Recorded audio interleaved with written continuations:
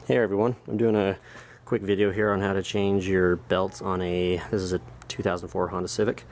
First you have to pull off the power steering belt. That's what I'm doing right now.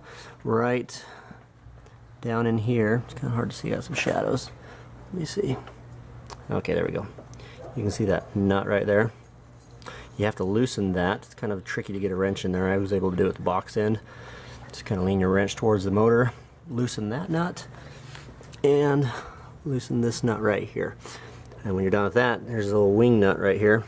Go ahead and loosen it, and that'll push the power steering pump down and you can get your belt off. So after that, we have to pull off the AC and alternator belt, and I'll get to that point after I get this one off and we'll pick up from there.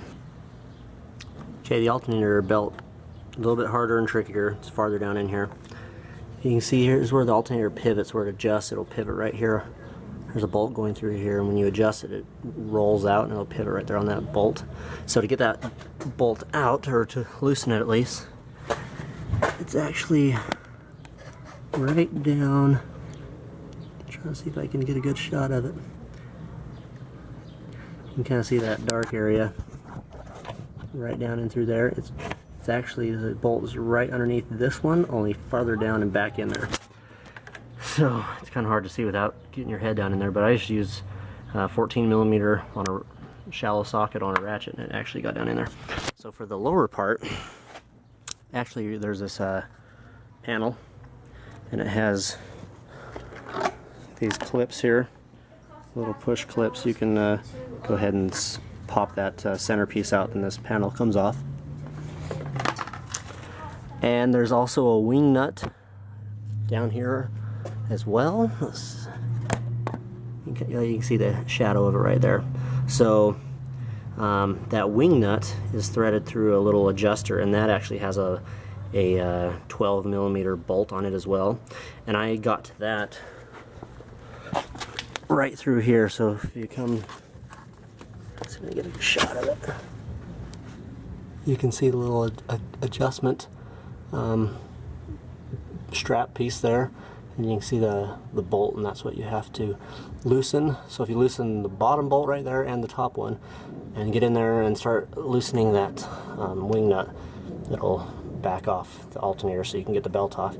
I had to spray a little bit of PV Blaster on that wing nut bolt because it was pretty sticky, but a word of caution with that: if you use any lubricant, make sure you get it off of your pulleys before you put a belt on, or you'll have some issues and squealing, and you probably end up having to replace your belt.